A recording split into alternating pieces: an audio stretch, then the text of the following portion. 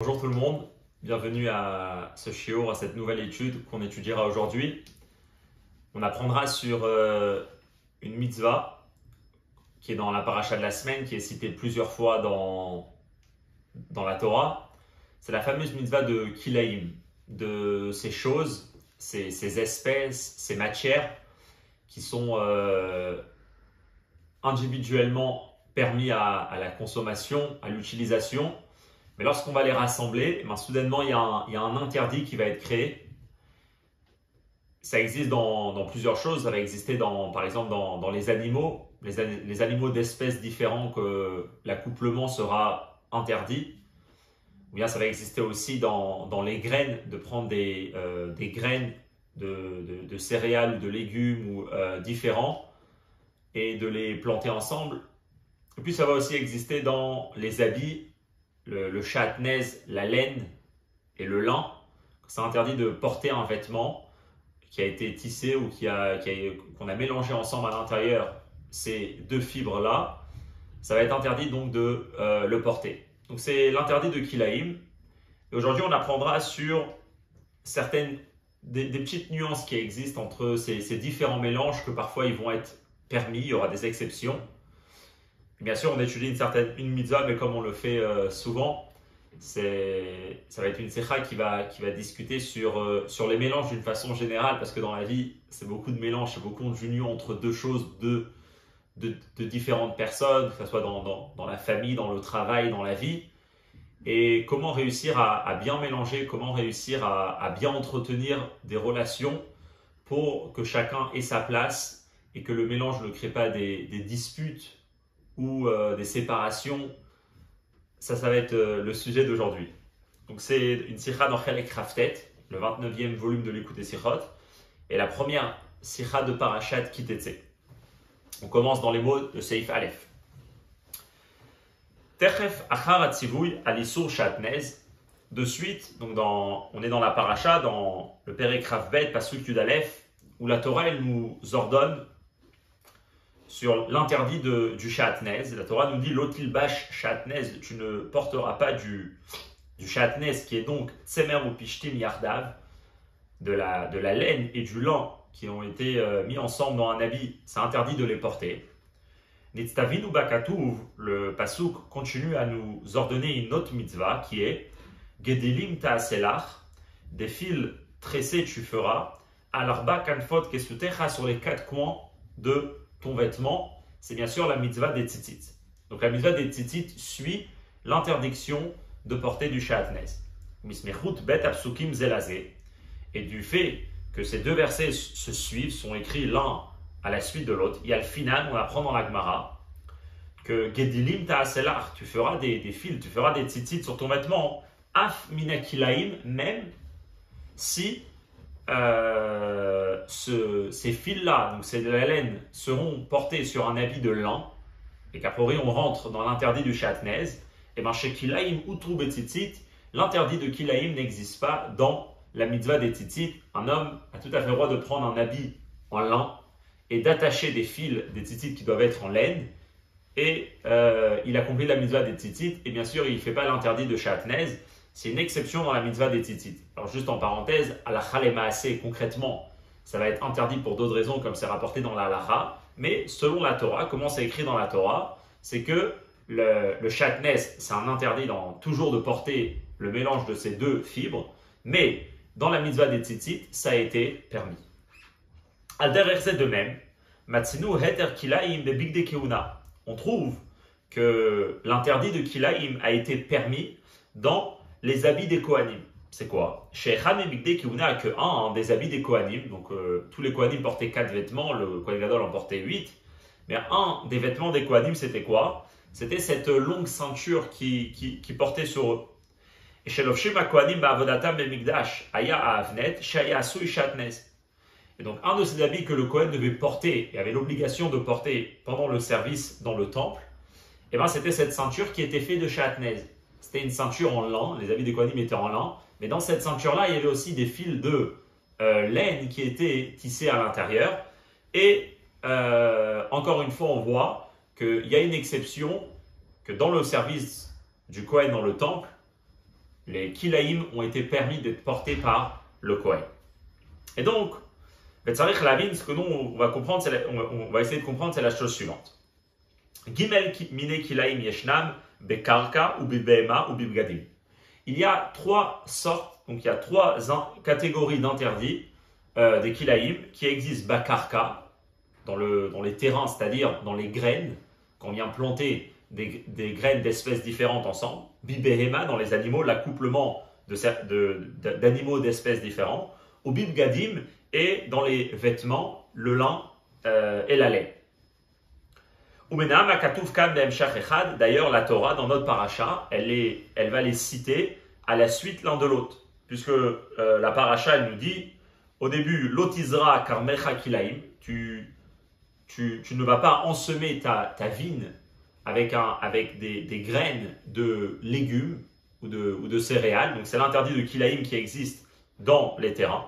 L'otacharosh beshor ou bachamor yartav, tu ne labouras pas avec un bœuf et un âne en même temps. Donc là, c'est l'interdit. On verra plus tard que dans l'interdit des animaux, c'est pas seulement l'accouplement, mais c'est aussi le fait de mettre deux animaux qui travaillent ensemble. C'est l'interdit de kilaim dans les animaux. Et à la suite, le passage qu'on a lu, l'otilba shatnez, tu ne porteras pas du shatnez. Donc comme ça, ils sont cités dans notre paracha. Derezé be parashat kedoshim, et ainsi, quand on voit dans la parashat kedoshim, là-bas la Torah nous dit Be'emtecha lotarbiya kilaim, ton animal, tu ne l'accoupleras pas avec un mélange donc d'une autre espèce. Sadecha lotizra kilaim, tu ne sèmeras pas ton champ avec kilaim, ou beget kilaim shatnez, et un habit de mélange donc de laine et de lin tissé ou mélangé l'un avec l'autre. Lo yale alecha, tu ne porteras pas. Donc la Torah nous ramène ces trois catégories de kilaim, l'un à la suite de l'autre. Et donc là c'est intéressant. C'était ces trois interdits que la Torah nous a interdit de mélanger différentes espèces ensemble. Mais là, on voit qu'il y a une exception. Veimken, si c'est comme ça, Maïtama, quelle est la raison?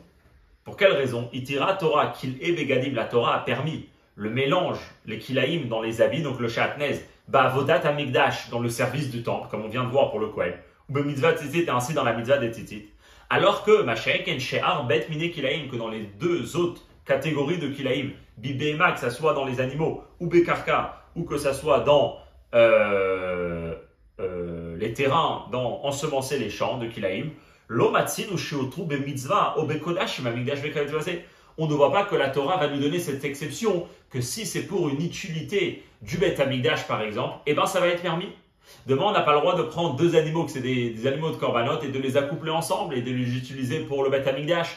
Comme on verra plus tard, comme ça appris dans une des notes, on n'a pas le droit d'offrir un korban qui est des kilaïm. Donc, a priori, c'est intéressant. Et comme il dit en bas, de façon générale, l'approche qu'on a à la mitzvah des kilaïm, dans la note 10, c'est que kilaïm, c'est un chok. C'est-à-dire quoi, c'est un chok? C'est un décret qui n'a pas forcément de logique rationnelle. La Torah a interdit ce mélange. Pourquoi c'est interdit de les mélanger? Pourquoi c'est interdit de prendre deux animaux et de les accoupler ensemble? Pourquoi c'est interdit de porter de la laine et du lin ensemble? Il n'y a pas de raison.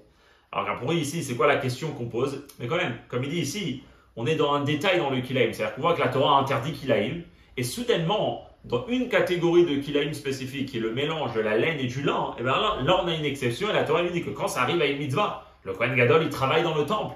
Alors là, pas seulement c'est permis, mais il a la mitzvah de porter des kilaïm. Comment ça se fait? C'est ce qu'on va essayer d'étudier dans cette sira. Ok, Seif Bet. Milvad Gimel Mine Kilaïm Anal. En dehors de ces trois sortes de kilaïm, qu'encore une fois, c'est deux choses qui sont permis individuellement à la consommation ou à une utilité, mais ensemble, ils deviennent interdits. Donc, en dehors de ces trois interdits de kilaïm, Yeshno Isur Nosaf, il y a un autre interdit, Adome Betorno le Isur Kilaïm, qui ressemble dans ce que cet interdit est à l'interdit de kilaïm. C'est lequel? C'est Bassar Bechalav, la viande dans le lait. Le fameux interdit de la Torah, Lotevak Shel Gedi Bachalev Imo, tu ne cuiras pas le veau dans le lait de sa mère, l'interdit de cuire de la viande et du lait ensemble. Alors, la viande et le lait dans la Torah, on ne les appelle pas des kilaïm, mais d'un autre côté, ça ressemble à l'interdit de kilaïm.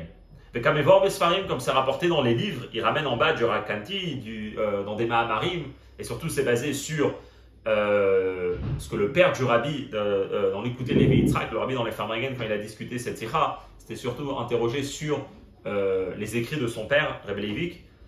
Et là-bas, c'est rapporté que quoi? Que chez Ta'am Aïsour des Bassar Bechalav ou Kesod Akilaim, que la raison de l'interdit du mélange de la viande et du lait est en réalité comme le secret, donc comme le sens de l'interdit de Kilaim. Pourquoi?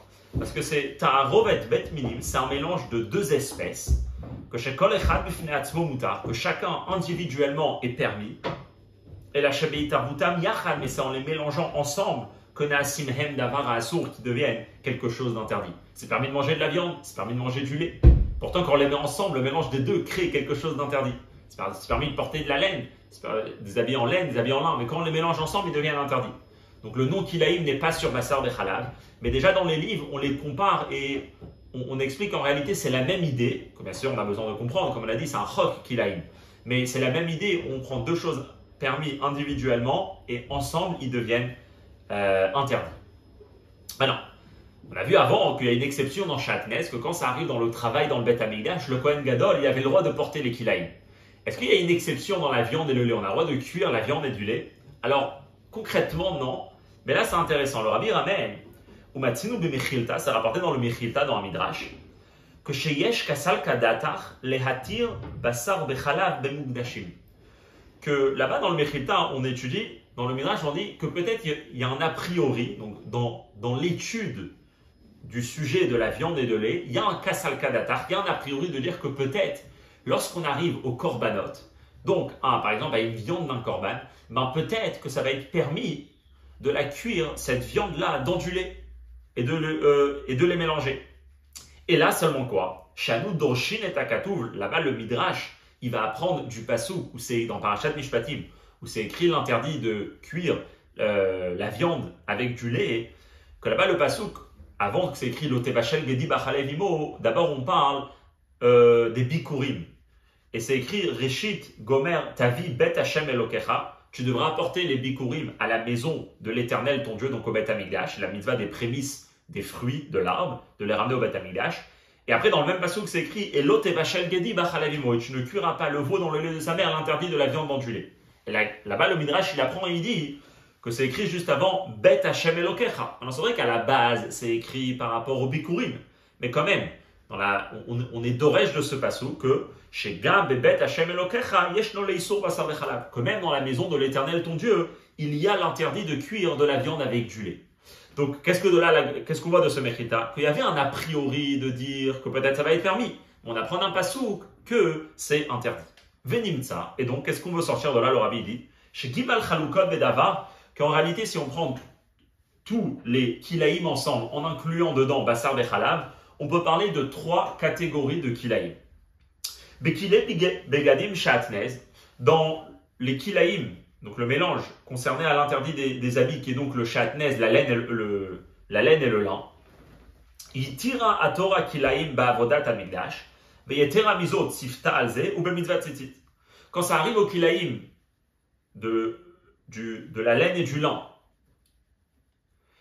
il y a une exception que quand ça concerne le travail du Kohen dans le Beth Amikdash, donc quand ça concerne le travail dans le Beth Amikdash, ben là la Torah elle permet, même plus que ça, elle ordonne d'utiliser les kilaïm, le shatnez. Et pareil dans la mitzvah de tzitzit, la Torah elle a permis.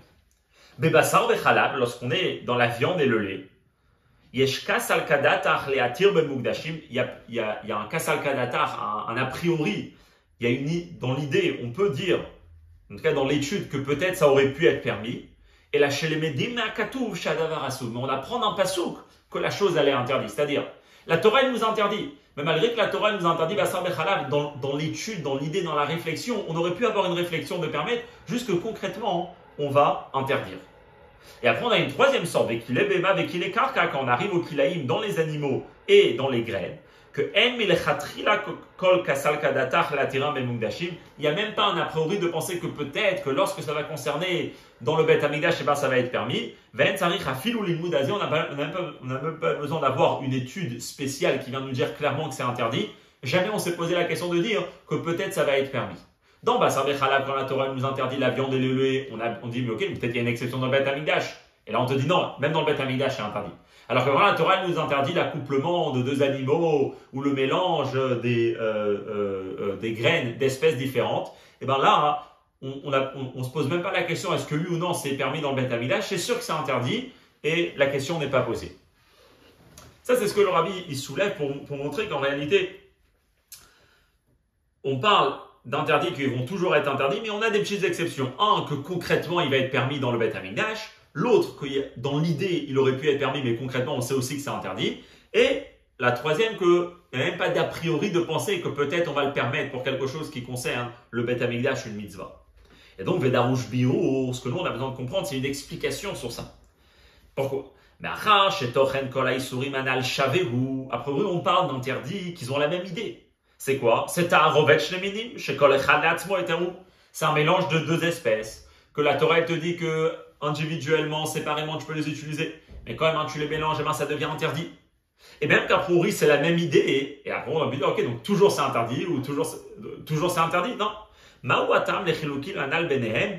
Quelle est cette raison-là qu'on peut soulever des différences entre eux, Benoga, l'avoda, b'amigdash, b'kavesevede, quand ça concerne le travail dans le Beth Amikdash ou encore la mitzvah des tzitzit, que un, il aura l'exception d'être permis et d'être utilisé dans le Beth Amikdash, l'autre, dans l'idée, on aurait voulu permettre, et le troisième, que ça ne vient même pas à l'idée de permettre. Ça, c'est donc le début de la Sikha, et comme on a dit, bien sûr, Kilaïm, c'est un chok. Alors, ils ont posé des questions pour comprendre les petites nuances, mais comme on va expliquer, il y a eu des explications qui ont été données à la mitzvah de Kilaïm, et c'est là où il va commencer à rentrer dans l'explication à partir du Seif Gimel, basé déjà sur un Ramban, Rabbi Moshe ben Nachman, que lui, il va donner une explication sur cet interdit-là, comment ça fait que la Torah nous interdit ces mélanges d'espèces différentes. Donc on est dans Seif Gimel. Donc, bien, juste pour, dans le texte, la question du Seif Bet, la question du Seif Aleph, c'est la même. C'est juste qu'on a rajouté Bassar Bechalal. Mais en fait, on est dans la même idée de comprendre les nuances qu'il y a dans les interdits des Kilaïm et de Bassar Bechalal. Ok. On comprend ça à part ce que le Ramban nous explique. Le Ramban, il est sur Parashat Kedoshim, dans le Perek Yutet, Pasuk Yutet. Là-bas, on nous parle de l'interdit de Kilaïm. C'est basé sur un Ramban, c'est basé sur un Bechaye aussi. C'est intéressant, celui qui peut aller étudier là-bas, ils sont très intéressants, c'est long. Et c'est là-bas en fait où la Sikha elle est fondée sur le fameux Bechaye là-bas. Allez l'étudier, c'est intéressant.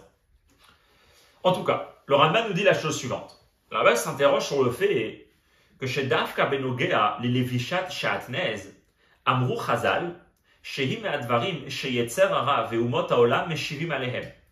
Velo Amrou Ken Benogea Lekile Behema. C'est une Gemara, c'est un Midrash qui est rapporté dans Rashi, dans Parashat Acharemot. Vous regardez dans la note 10 dans le Rashi dans Perek Yutret Pasuk Dalet, que là-bas la Torah elle nous dit que Trukotai Tishmeru, il faut garder les Chukim, les décrets. C'est quoi un décret? Alors, un décret, comme on l'a dit tout à l'heure, c'est une mitzvah que Dieu nous a ordonnée, mais que la raison, le motif ne nous a pas été donné.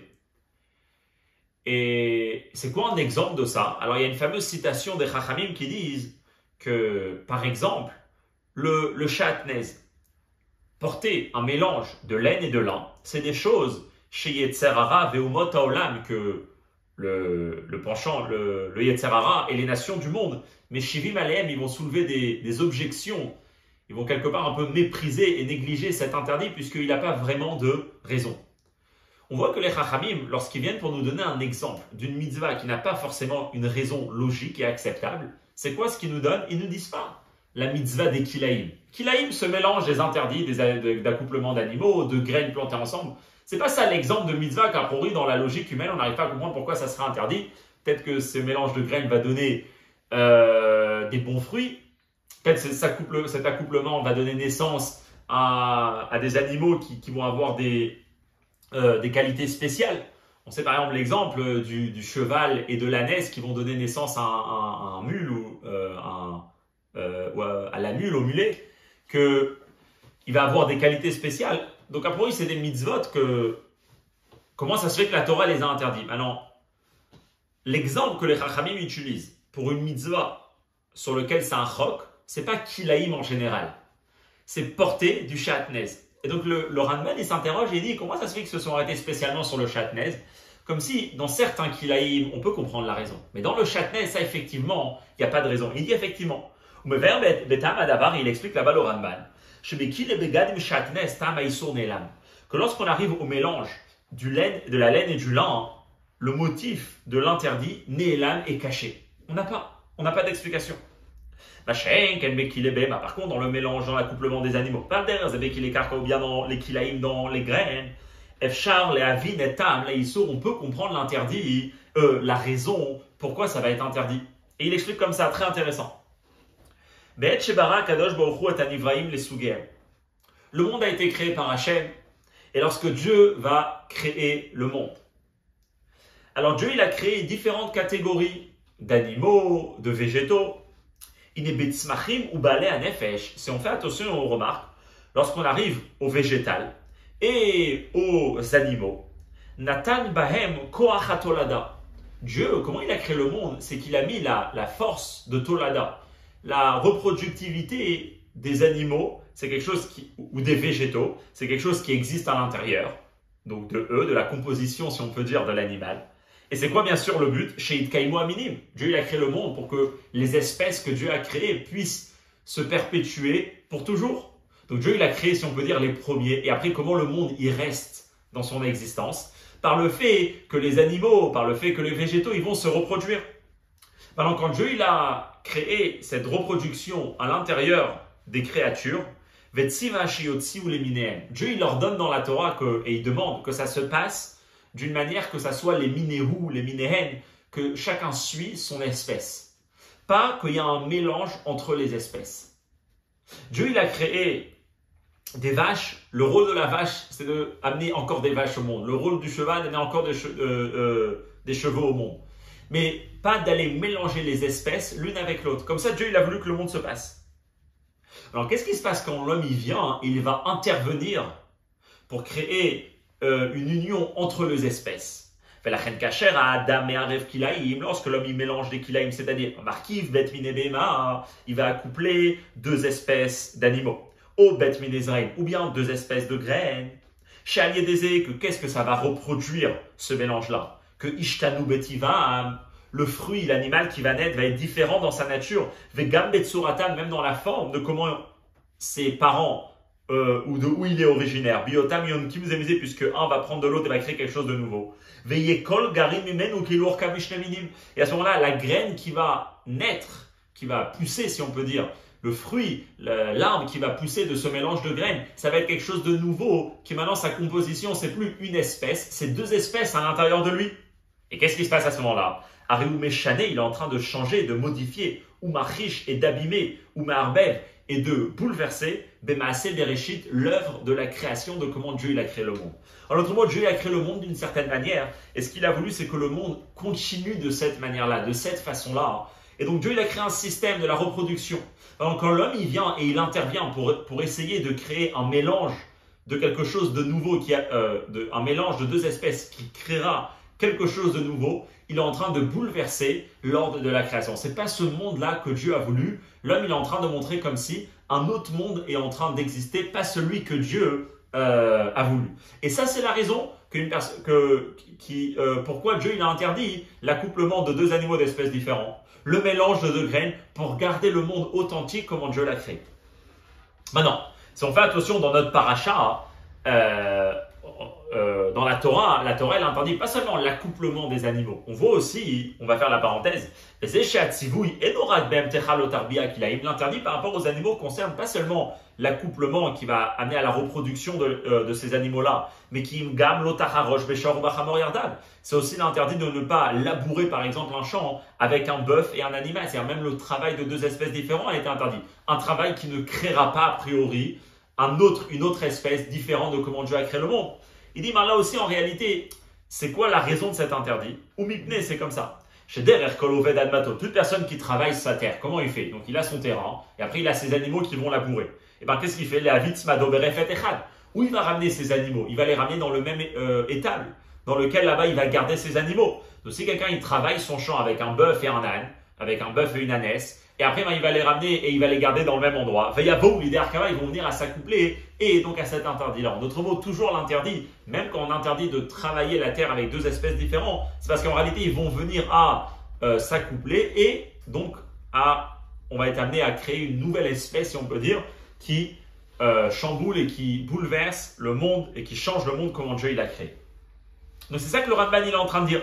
C'est pour ça que quel est l'exemple d'un chok, d'un décret? Alors c'est pour ça que les Chachamim nous disent Shatnez, la laine et le lin, c'est une mitzvah sur laquelle les gens vont se poser des questions, parce que dans le mélange de la laine et du lin, il n'y a pas ce problème-là. On n'est pas en train de reproduire quelque chose, on est en train de les mettre les deux ensemble, les deux ils vont rester, ils ne vont pas créer quelque chose de nouveau, donc pourquoi ça va être interdit? Ça c'est l'exemple justement d'un chok sur lequel on n'a pas d'explication. Alors bien sûr, en parenthèse on va dire qu'il y a des explications qui ont été données, il y a le fameux Rambam, que d'ailleurs le Ramban y ramène dans le Moreh Nevuchim, qui explique que c'était lié avec la Avodah Zara, etc. Mais ça c'est encore un autre sujet. Qu'est-ce qu'on voit de ce Ramban? Ce Ramban, il nous soulève une idée intéressante. Que c'est vrai que les kilaïm, c'est le mélange de deux espèces différentes. Mais en réalité, ce n'est pas le même mélange. Où il se passe le mélange? À quel niveau? Jusqu'à combien de l'intérieur, de la matière, de l'espèce qu'on est en train de mélanger? C'est complètement différent. Parce qu'ici, on est en train de voir qu'en réalité, lorsqu'on arrive à accoupler deux animaux, lorsqu'on arrive à planter deux graines ensemble, on est vraiment en train de toucher à l'essence même de l'être qu'on est en train de mélanger avec l'autre, ce qui n'est pas le cas par rapport à le mélange de Shatnez. Donc là, le Rabbi va soulever de ce Rambam l'idée suivante. Venim, ça sort de ce Rambam, qu'il y a ici une distinction essentielle à faire, à marquer, ben kile bema avec kile karka, entre le mélange des animaux, donc l'accouplement des animaux, et le mélange des graines. Les ben kile begadim par rapport au mélange des habits, pourquoi? Bekile bema avec kile karka, dans le mélange, dans l'accouplement des animaux, dans semer et planter deux graines différentes. À Irouv, le mélange ici, il est en train de se passer Ugam Bekoach Atolada des Bet Aminim, dans cette force de reproduction qui existe à l'intérieur, qui est dans cette espèce. C'est la reproduction elle-même qui est en train de se mélanger avec une espèce, avec la reproduction d'une espèce différente. Vaïnou, c'est-à-dire, Shaïrouv, le mélange poël, il impacte Beikaram, l'essence même de cette créature-là, Be'etzam Metziutam. Ummeile, c'est donc Adavar ou Benigoud, les Sidre Maaseh Bereshit. On vient ici donc à l'encontre du règlement du système, comment Dieu a voulu ce monde, Shetzrichaliot, le Mineu Dafka, que le monde doit continuer et doit se perpétuer d'une manière où chaque créature reste dans l'espèce et se perpétue et se reproduit dans l'espèce de comment lui, il a été créé. Qu'est-ce qu'il veut dire ici? Le mélange des animaux et des graines, il vient effacer complètement l'être qui était avant. Ce qu'il y avait avant et ce qui va naître, c'est complètement différent. On avait un cheval dans l'exemple, on avait une ânesse, et là on se retrouve à quoi? On se retrouve avec le mulet, quelque chose qui est complètement différent et qui n'est pas du tout comme ce qu'on avait avant. C'est-à-dire le mélange se passe dans si on peut dire, dans les composants les plus profonds de ces créatures-là, qui est donc justement la possibilité de pouvoir se reproduire, qui touche au etsem de la créature elle-même. Par contre, lorsqu'on arrive au mélange de ces deux fibres-là, de laine et de lin, on n'est pas en train de ici avoir un mélange dans les composants les plus profonds, dans l'essence même de la laine et du lin. Et là, on est dans un mélange très superficiel. Enkan, ce qui est en train de se passer, c'est qu'il im uniquement chibour l'union, shel shnem yachad botomakom begel. C'est juste que les deux, ils sont au même endroit. La laine et le lin, ils sont à l'intérieur du même habit. Car même après cette union, ce mélange, nisharim hem tsemer ou pishtim kemo sheayu. Il reste de la laine et du lin. La laine n'est pas en train de changer, le lin n'est pas en train de changer. Ve'ad jusqu'à chef Charles Afrinam zemisé. On peut même réussir à les séparer. Quelqu'un demain, il a acheté un habit. Ici, est-ce qu'il y a du chatnez ou pas? Il va le ramener chez la personne qui lui vérifie son chatnez, ou si lui-même il sait le faire. Et s'il voit du lin ou s'il voit de la laine, et c'est un habit qui est essentiellement d'une matière, et il va le sortir et au moins il est tranquille. En d'autres mots, l'interdit de chatnez existe même quand le mélange ne touche pas du tout à l'identité de la fibre elle-même, les deux restent comme ils étaient, et pourtant le mélange, il va être interdit. Qu'est-ce qu'on est en train de voir ici? C'est que c'est deux mélanges complètement différents, et c'est très important. On vient ici pour unir deux choses. Où l'union se passe, c'est l'union qu'on est juste dans le même endroit, mais chacun garde sa propre identité. C'est une union qui touche à une partie de nous, ou c'est une union qui touche à l'essence même de ce qu'on est. Dans qu'il est Bema et qu'il est Karka, ça touche à l'essence même, à la force de la reproduction. Par contre, dans les habits, ça concerne uniquement une union superficielle, mais les deux créatures de base, donc le laine et le lin, restent comme ils étaient au départ, jusqu'à même que malgré qu'on les a mélangés, on peut encore les séparer parce qu'ils ont toujours et constamment gardé leur propre entité. Donc ça, c'est la différence qu'on a déjà marquée entre les Kilaim Behema, les Kilaim Karka avec les Kil'e Begadim. Comme on l'a cité dans le Seif Bet, il y a une autre mitzvah, il y a une autre interdit qui concerne aussi un mélange de deux choses différentes. C'est quoi, bien sûr? Les deux aliments de la viande et le lait. Où on situe le mélange de la viande et le lait? Comme le mélange de l'accouplement des animaux, par exemple, ou comme le mélange de la laine et du lin. Alors, pour lui, superficiellement, on n'est pas ici en train de recréer quelque chose. Comme il va dire, pour lui, ça a l'air que c'est un mélange uniquement superficiel, concret, le fait qu'ils sont ensemble, mais pas qu'on touche aux composants essentiels de la viande et du lait, comme on verra. Mais il va montrer que non. Seif Dalet, Piz et Mouvan, selon on peut comprendre que quand comment on vient définir le mélange qui se passe dans l'interdit de la viande et cuit dans le lait. Alors, on peut le situer, c'est qu'en ofen memutsa ben bet ofanet arovet anal. On peut peut-être le placer dans un intermédiaire, dans un milieu entre les deux, ni l'un ni l'autre. Il va dire comme ça. Tarovet basar bechalav enaminasuk de kile behem avechulu. Le mélange de la viande dans le lait, a priori, n'est pas comme la catégorie du mélange des animaux, anogea beko atolada, qui touche à la reproduction de l'animal, begidul ve'atzmicha ledorot, dans le développement et dans la continuité pour toujours de ces espèces-là. Non. L'impact n'est uniquement sur la partie matérielle de la chose, c'est-à-dire pas du tout sur le composant intérieur de la viande et du lait. C'est uniquement un mélange concret, physique. Ok. Madame Leïdach, mais d'un autre côté, on ne peut pas comparer ce mélange au mélange de la laine et du lin. Pourquoi? Parce que dans le shatnez, on n'est pas en train complètement de les mélanger, c'est-à-dire on n'est pas en train de créer quelque chose d'autre dans le shatnez. On est en train de garder la laine et le lin jusqu'à même qu'on peut réussir à les séparer l'un de l'autre. Par contre, dans l'interdit de la viande dans le lait, Aïsour, Minatora, l'interdit de la Torah, parce que bien sûr on verra que d'après les Chachamim, plein de choses sont interdites, même qu'on ne les cuit pas ensemble, mais ça se touche et c'est affreux, etc. C'est interdit. Mais l'interdit de la Torah, c'est quand? C'est quand on est cuit ensemble. C'est-à-dire, on ne va pas juste d'un mélange où la viande a touché le lait et il y a un peu de lait sur la viande et là c'est interdit. Ça, d'après la Torah, c'est permis de manger parce que ça n'a pas été cuit. Non, il faut d'Afka les cuire, qu'il y a eu une chaleur qui les a ramenés ensemble. Et qu'il y a le goût de l'un dans l'autre. Si c'est une goutte qui est dans la viande. Alors bien sûr, là, il y a l'interdit de shishim, on ne va pas rentrer, mais l'interdit de shishim, il est parce que quand on ne peut pas sentir par rapport au goût, on n'arrive pas à mesurer, sans rentrer dans les détails. Mais l'idée, c'est quoi? L'interdit existe uniquement si on a le goût du lait dans la viande. Le fait même qu'ils sont ensemble, ça ne les interdit pas. Même si on arrive à boire le lait, on arrive à boire la viande, après la Torah, c'est pas interdit. Ah, pour lui, les deux, ils sont collés, les deux, ils sont l'un avec l'autre, on sait qu'il y en a à l'intérieur. Mais si on ne sent pas le goût de l'un dans l'autre, eh bien, c'est pas interdit.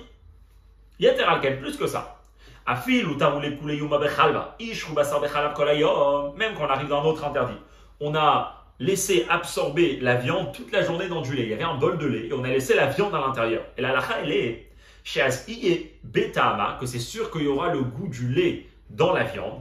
Des kavouches qui m'évouchal. Et on connaît la règle dans la halacha que kavouche, j'ai oublié le mot en français, mais quand quelque chose est immergé et absorbé, pendant 24 heures, ça a le même statut a priori que quelque chose de cuit. Pour dire qu'a priori, il y a vraiment ici un impact du lait dans la viande. En basé isur min Torah. D'après la Torah, cette viande n'est pas encore interdite. Et la dafka derech bishul asra Torah, mais c'est uniquement lorsqu'on va utiliser la cuisson. Et c'est quoi l'idée d'utiliser la cuisson?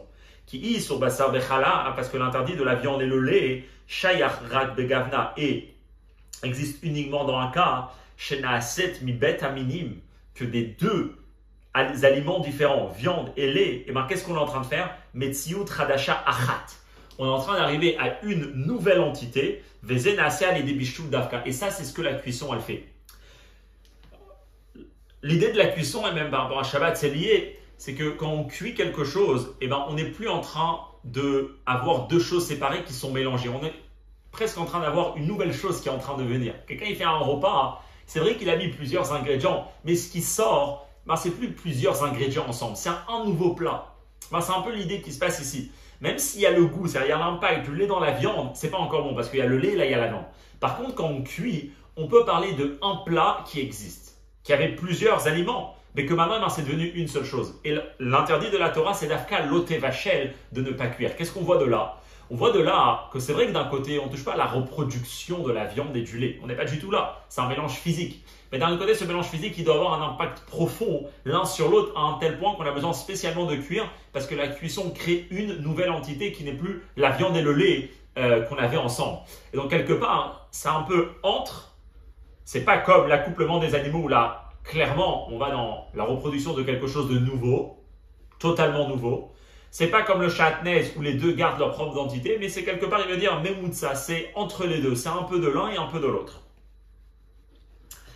En parenthèse, il dit, cette explication qu'on a dans Bassar Bechalab, qui n'est pas juste donner le goût, qui n'est pas juste qu'ils sont vraiment ressentis l'un dans l'autre, mais c'est clairement créer une nouvelle entité, c'est pour ça que c'est spécialement la cuisson, et même pas le halakha de Kavouche qui est laisser immerger la viande à l'intérieur du lait pendant 24 heures, qui a prouvé l'impact qu'il est presque comme la viande, comme il dit, Kavouche qui mouchal. De l'autre côté, il n'y a pas encore l'interdit de la Torah, parce que la Torah, ce qu'elle va interdire, c'est le bichoul, parce que, contraire à ce que Kavouche ne peut pas faire, le bichoul peut créer une nouvelle chose. Et Eshlovar, il dit, selon ça, on peut expliquer, chez Zoya Asbara, ça c'est l'explication, Bedad Reb Levi, chez Shiur Kazaïd et Isur Basar Bechalav, ou Gam que chez Yeshnorak Khatsi Zaïd Basar, Khatsi Zaïd Chalav, Kazaïd Miben Shenel. On sait très bien que d'après la Torah, donc dans un minimum de mélange, l'interdit existe déjà, s'il est noten, bien sûr s'il est noten ta'am et s'il a été cuit. Mais à part ça, pour être hayav, malkout, eh ben, il faut manger au moins un kazaït, une olive de basar bechalav. Ok. La question est qu'est-ce qui se passe s'il y a eu un mélange de basar bechalav, mais il y a eu uniquement une moitié, donc la quantité d'une moitié d'olive, khatzizaït de viande, et une quantité de moitié d'olive de lait. Dans l'idée, on aurait pu dire que qu'est-ce qui est interdit? Si l'interdit de basar bechalav, ça c'est compliqué, mais peut-être c'est ça l'explication. Si l'interdit de basar bechalav, c'est d'avoir un mélange des deux, donc il faut que les deux existent. Pour que les deux existent d'après la Torah, c'est un kazaïd de viande et un kazaïd de lait. Pourtant, la halakha, elle est, Rabbi Levi pense comme ça, et ça c'est la halakha. C'est que non, même s'il y a une moitié des deux et on les mélange ensemble, on est déjà chayav. C'est quoi l'explication? D'après ce qu'on a dit, c'est très intéressant. Et puis, chez Shem Aïsou Chal, lo ala basar chez la tzvo, ala chalav que chez atzvo. Parce que l'interdit de basar de chalav, c'est pas sur la viande et sur le lait, au contraire. C'est l'al-shnem yachad biotam metziut achad et basar bechalav. C'est uniquement lorsqu'on a une nouvelle entité d'un mélange de lait et de viande qu'on est chayav. C'est pour ça, on n'a pas besoin d'un kazaïd de chaque, parce que c'est pas le chaque qui va créer l'interdit, mais c'est le mélange des deux ensemble qui va créer l'interdit. Donc si on se retrouve avec Khatzizaïd Basar, Khatzizaïd Khalaf, que finalement on a un kazaïd d'un mélange de lait et de viande, ça c'est ce qui va être interdit.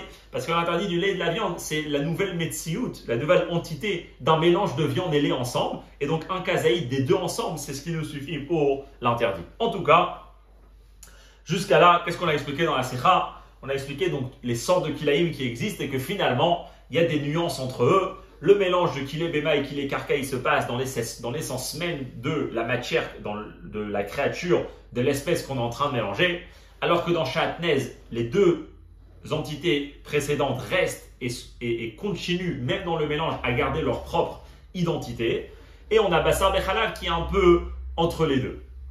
Ok, de là le Rabbi va venir à expliquer dans le sens un peu plus profond l'idée de Kilaïm. Ok.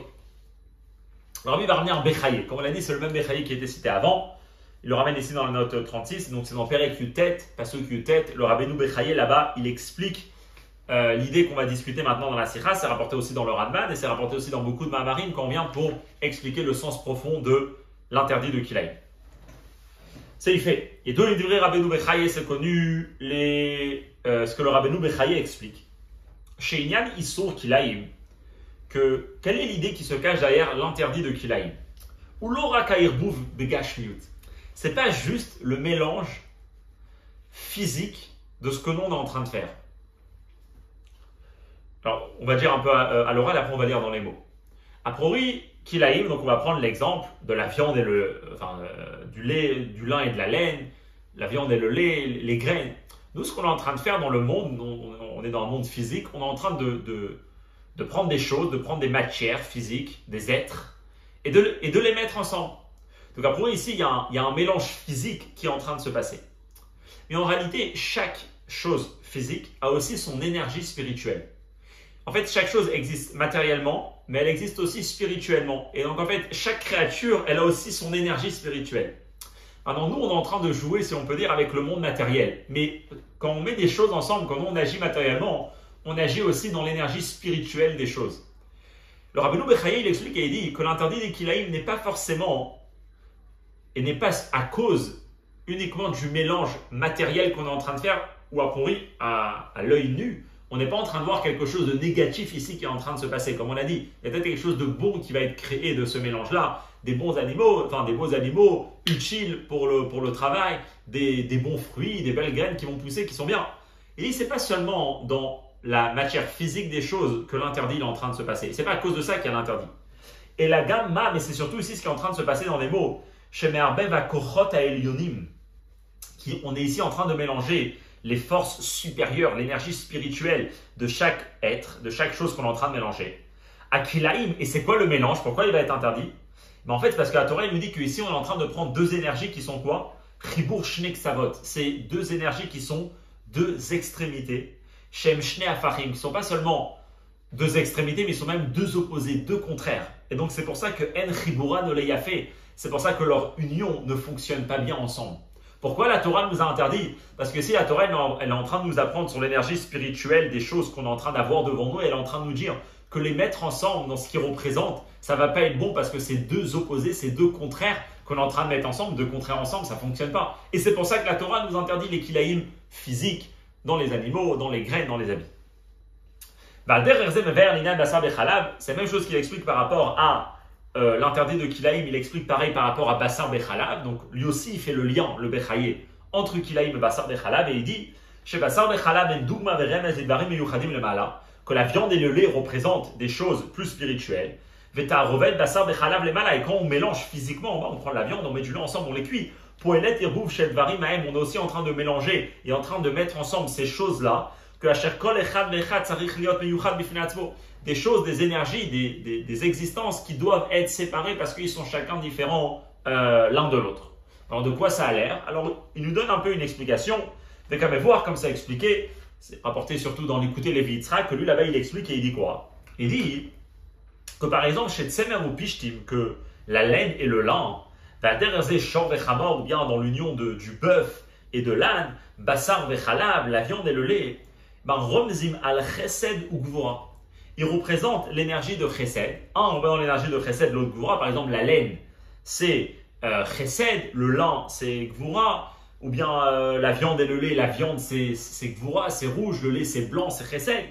En tout cas, il représente sur l'énergie de chesed et gvura. Que chesed ou gvura, shehem, midot afachiot, c'est des midot qui sont contraires, qui sont opposés l'une à l'autre. La chen en chibura ne l'a fait. Et c'est pour ça que leur union ne fonctionne pas, parce que c'est chesed et gvura. Alors on va juste expliquer ce que ci va rentrer un peu dans une explication un peu abstraite comme ça de chesed et gvura. On va traduire pour l'instant chesed et gvura, on va pas donner les traductions, on va garder le mot chesed et le mot gvura. On va juste imaginer que ça représente deux énergies qui sont contraires l'une à l'autre, et comme ça on peut comprendre pourquoi la Torah elle nous interdit. C'est peut-être à l'œil physique on voit pas le problème, mais dans ce qu'ils représentent, c'est deux opposés ensemble, ils ne peuvent pas être ensemble. Ça, c'est l'explication qu'on donne par rapport à l'interdit de Kilaïm. Et c'est comme ça que Kilaïm, il prend un sens un peu plus profond et une explication qui est bien sûr, comme il dit là-bas le Bechaye, al derech ha-kabbalah. C'est pour ça que Kilaïm peut parfois rester un chok, comme on l'avait dit avant, que les Vichet Chatnez, c'est un chok. Ok. Nous, ce qu'on a vu dans le Seif Gimel, c'est que en réalité, c'est vrai qu'il y a plein de kilaïm, mais ces mélanges, ils ne se passent pas au même degré au niveau de la chose qu'on est en train de mélanger. Un, il touche à la reproductivité, donc à l'essence même de la chose qu'on est en train de mélanger. L'autre, il touche uniquement à l'aspect superficiel, dans Shatnez par exemple. Maintenant, nous, on vient de voir ici qu'il y a une raison par rapport à l'interdit du mélange. C'est quoi? C'est le fait qu'on prend Chesed et Gvura et qu'on les met ensemble. Mais une fois qu'on a appris que les mélanges, ce n'est pas les mêmes. Un, il touche à l'essence même de la chose, donc il touche à la superficialité. Et on apprend que la raison de l'interdit, c'est Chesed et Gvura. Le Rabbi va expliquer, il va dire, c'est forcément qu'ici, on doit comprendre que dans cette problématique qui existe, dans l'union de Chesed et Gvura, ce n'est pas la même dans tous les Kilaïm. Parce que chaque Kilaïm, c'est un mélange différent. C'est une composition différente de qu'est-ce qu'on est en train de mélanger. Donc, après, ce qu'on a expliqué dans le Seif Gimel, que le mélange des animaux, par exemple, et des habits de Shatnez ne se passe pas au même degré dans l'espèce. Mouva, on comprend, que même quand on parle à ce mélange-là, par exemple, de Chesed et Gvura, qu'ensemble, ce mélange-là ne fonctionne pas. On peut parler d'une grande différence entre le mélange de Chesed et Gvura qui est représenté par Shor et Chamor, et entre le mélange de Chesed et Gvura qui est représenté par le lin et la laine, Shatnez. Et pareil par rapport au mélange de Basar Bechalav, que ça ne va pas être le même, puisque c'est des mélanges différents. Ok, c'est Yvav. Il va rentrer dans le cœur de l'explication. Et on le répète encore, les sichot, ils discutent, c'est de la chassidoute, on discute des sujets qui sont spirituels. Mais en réalité, c'est vraiment des fondements de la vie. Comme on l'a dit au début du cours, tout ce qui se passe dans la vie, c'est des relations de deux choses.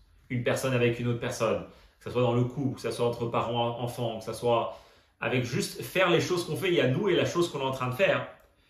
Alors ici, ce qu'on est en train d'apprendre, c'est que prendre deux opposés et de les mettre ensemble, c'est quelque chose qui n'est pas bon. Deux contraires, de les mettre ensemble, c'est quelque chose qui n'est pas bon. C'est pour ça que la Torah nous interdit Chesed et Gvura. Alors, combien c'est pas bon et pourquoi c'est pas bon? Alors, on va voir qu'il y a différentes catégories. Mais l'idée qui sort de la Mizat Kilaïm, c'est que les opposés, on ne les met pas ensemble. Et c'est pour ça que la Torah nous dit, Basar Bechalav, on les sépare. Tsemer ou Pishtim, l'un et la laine, on les sépare. Le bœuf et l'âne, on les sépare. Et ça, pour lui, ça va soulever une question. Pourquoi ne pas unir les choses? La paix, l'union. On va soulever d'abord un étonnement, une réflexion sur l'explication qu'on vient de discuter que chez Kilaïm, que Kilaïm, ça représente l'union de deux opposés et de deux extrémités. Matsi, nous trouvons que l'union et l'attachement et ramener ensemble deux opposés, Aderaba, au contraire, c'est Malachilifla. Pour lui, c'est la qualité la plus grande qu'on peut s'imaginer. C'est Inyan Shalom, c'est la notion de la paix. Ashakol, la Torah, Nitna, la Sot Shalom Baolam. Le Rambam nous dit que toute la Torah, chaque mitzvah de la Torah, tout ce qu'on peut, toute la grandeur de la Torah, c'est quoi le but de la Torah? C'est quoi le but de toute cette étude? C'est quoi le but de toutes ces halachot et de toutes ces mitzvot? C'est la Sot Shalom, c'est de faire la paix dans le monde, c'est prendre les choses les plus élevées, les plus hauts et les plus bas et les unir ensemble. C'est prendre des choses qu'à première vue ne peuvent pas être ensemble et qu'on réussit à les unir. A priori, la notion de prendre deux opposés, de les mettre ensemble, c'est justement la plus grande qualité qui existe. T'es pas encore dit que c'est ça tout le but de la Torah? Il va donner un exemple plus que ça, parce qu'il y a à faire l'union entre plein de choses. On peut parler au niveau de la personne. On sait très bien que dans le travail personnel d'une personne, dans le service de Dieu, un des travails essentiels qu'on demande à une personne, c'est Itkalelu Tamidot, c'est l'harmonie et l'intégrité de tous les midot qui sont à l'intérieur de la personne, qui peuvent être différents, de réussir à vivre dans une paix intérieure où chaque mida trouve sa place. Donc il y a Doua Abiour, comme c'est connu l'explication, mais Mahamar Chazal, dans ce que les Chachamim nous disent, L'olam yeh adam rach kekane ve'aliyeh kaché keirez. La Gemara nous dit qu'un homme doit toujours s'efforcer d'être tendre, d'être doux comme un roseau, et de ne pas être dur comme un bois de cèdre. C'est quoi cette phrase d'être tendre comme un roseau, d'être mou? C'est quoi être mou? C'est-à-dire d'être effacé, devant les gens, de ne pas exister, d'être dur, d'être ferme, d'être... Alors, c'est pas de ça qu'on parle ici. En réalité, c'est une phrase, ça parle sur l'intérieur de la personne. Une personne doit être tendre avec soi-même. C'est quoi l'idée?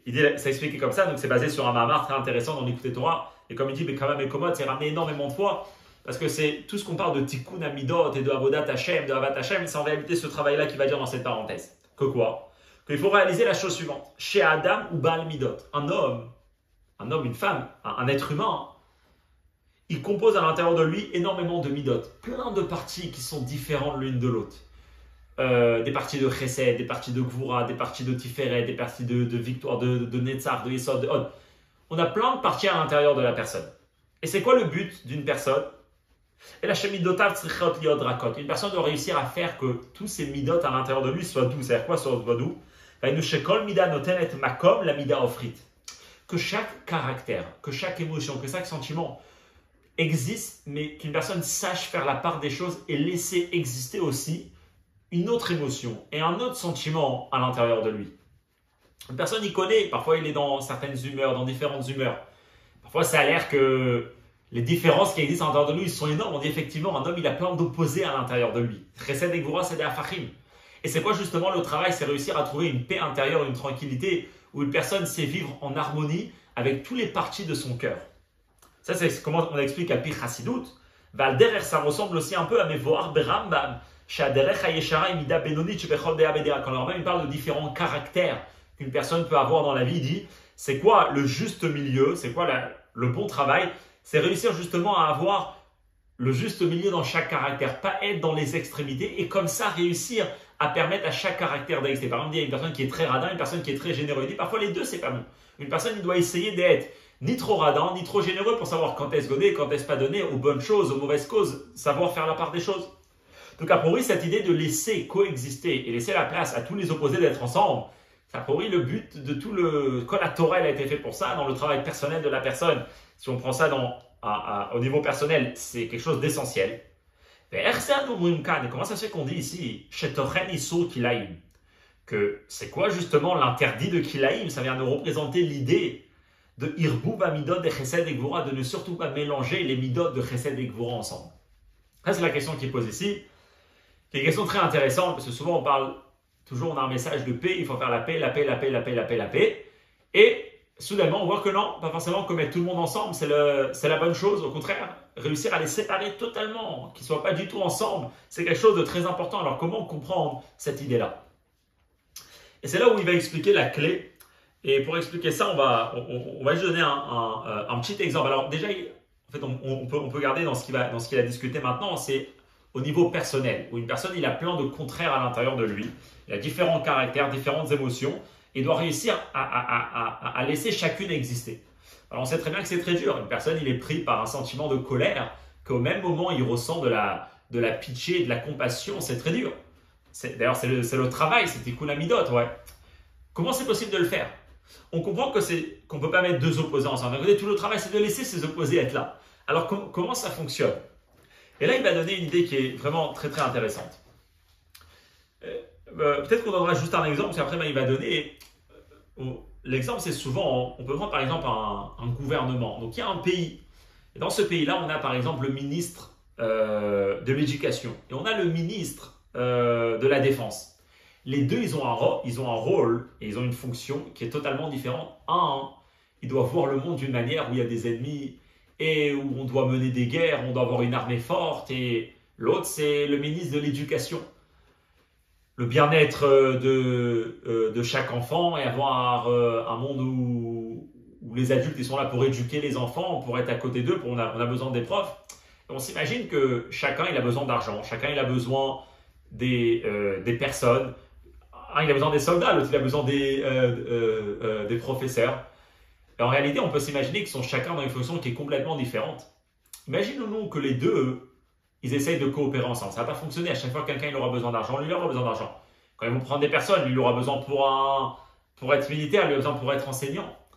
On est ici dans une situation où on est vraiment dans deux fonctions qui sont contraires l'une à l'autre. Comment on peut réussir à faire que ça fonctionne bien?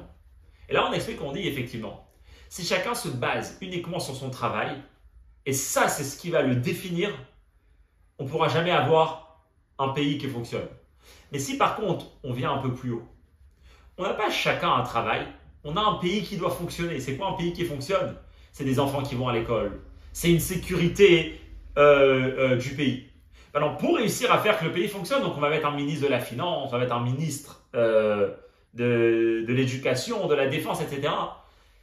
Et là, qu'est-ce qu'ils vont faire ensemble? Là, ils pourront réussir à coopérer parce qu'on pourra réussir à faire la part des choses.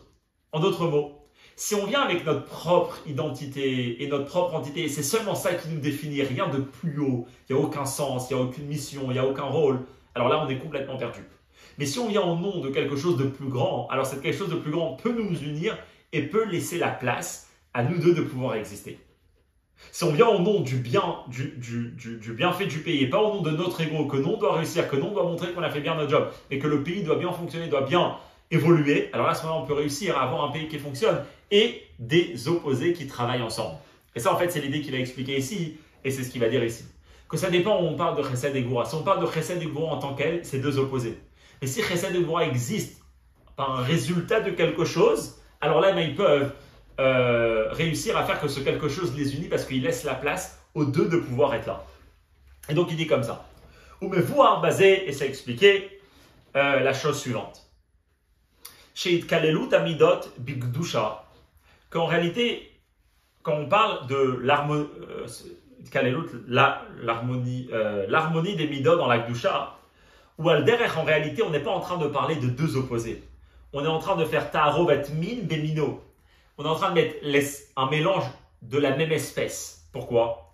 Les fichiers kol inyan et Gdusha, parce que tous les sujets de la Gdusha, toutes les choses qui concernent la Gdusha, à kol ou minechan, en réalité, c'est toute la même espèce. Pourquoi? Parce que c'est à bitul v'achna et la bibarach. Dès qu'on est dans la Gdusha, c'est qu'on est dans la mission et dans la présence de Dieu qui est là, et elle pousse à différentes fonctions et différentes images, et différentes émotions, et différents caractères qui vont être là. En d'autres mots, quand on est dans la Gdusha, c'est quoi la Gdusha? Et ça, c'est la présence de Dieu qui est là.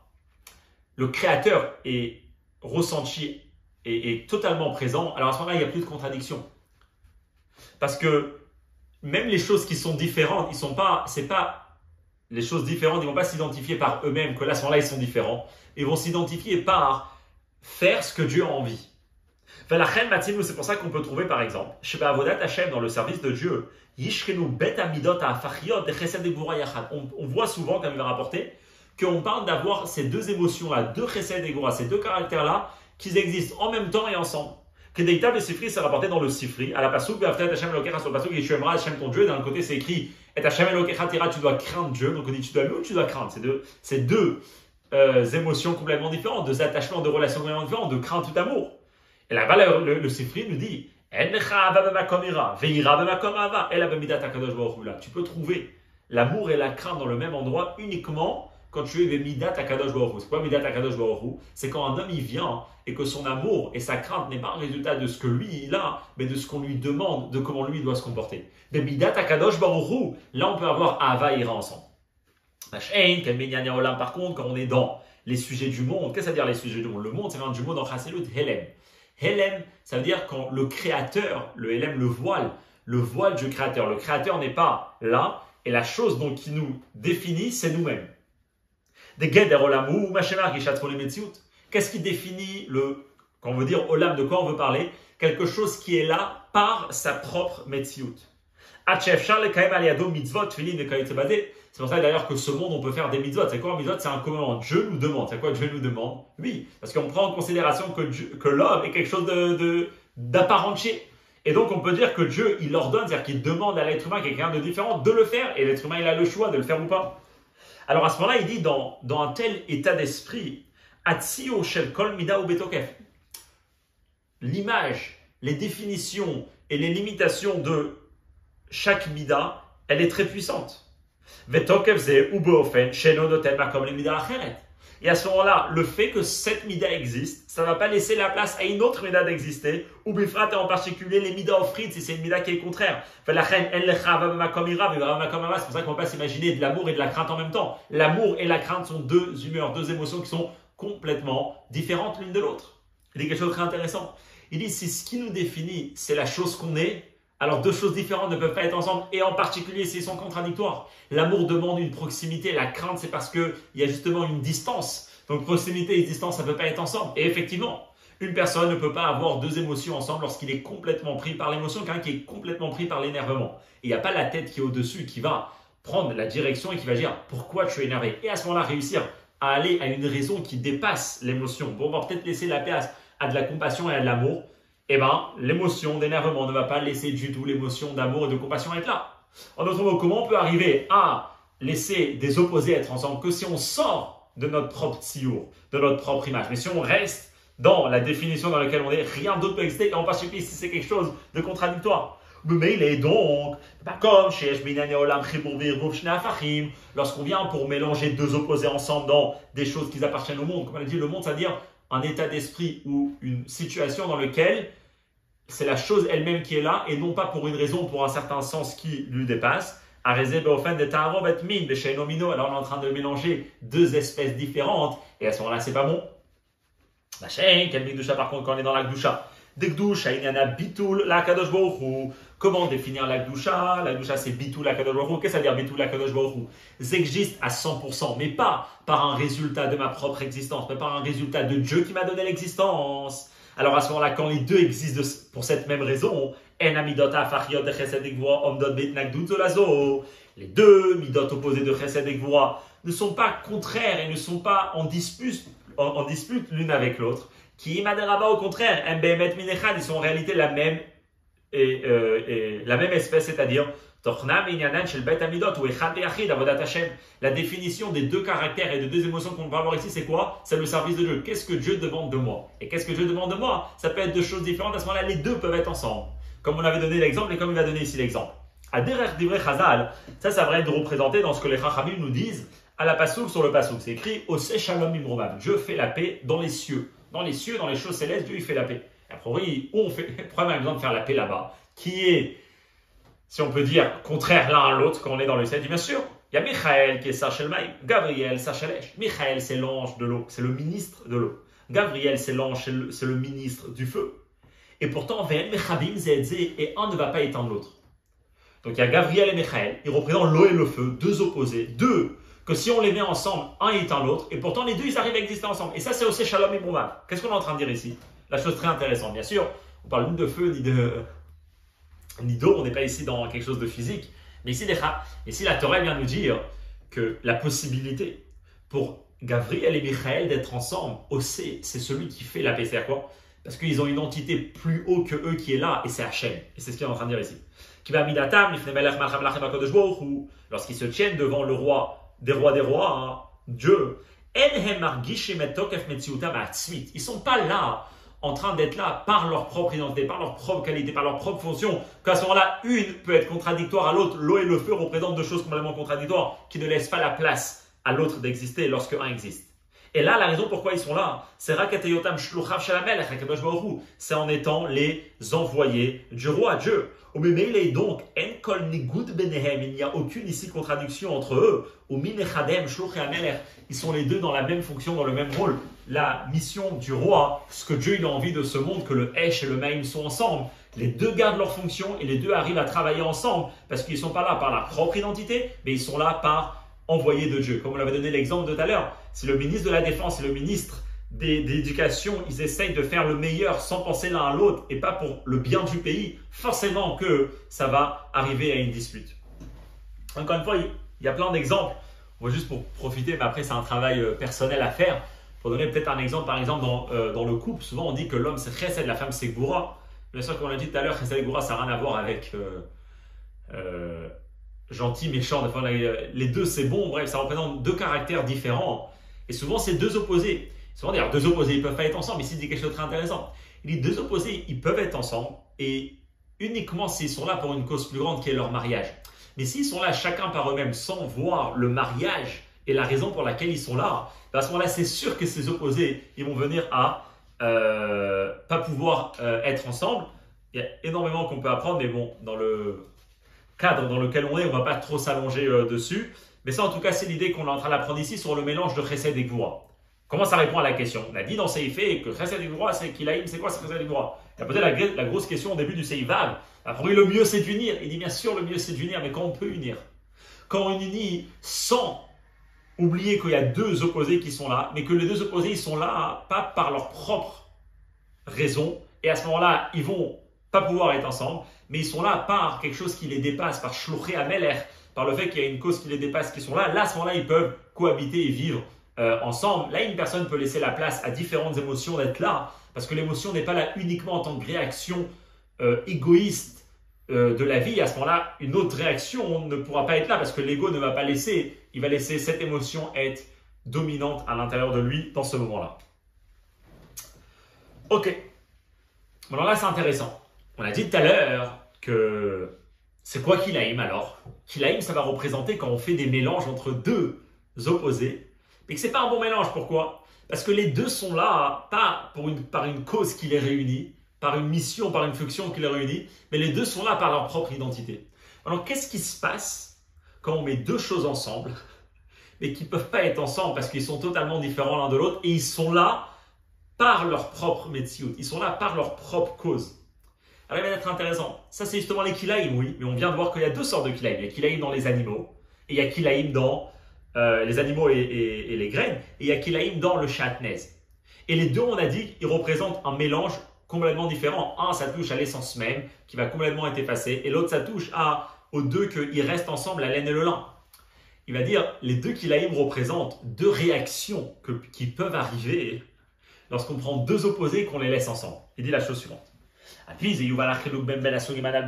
Maintenant, on comprendra la distinction qu'on peut et la différence qu'il y a entre les deux sortes de kilaïm. Il y a qui les behema avec karka, le mélange de behema et karka, l'accouplement des animaux, et qui les begadim, et le kilaïm dans shatnez, dans les begadim, dans les habits. Il dit comme ça.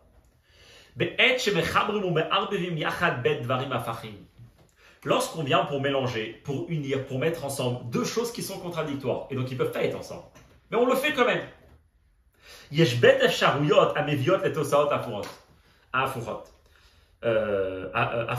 On peut arriver à deux, il y a deux possibilités, il y a deux résultats qui sont des résultats différents l'un de l'autre. Ou bien on peut arriver à une situation qui est suivante.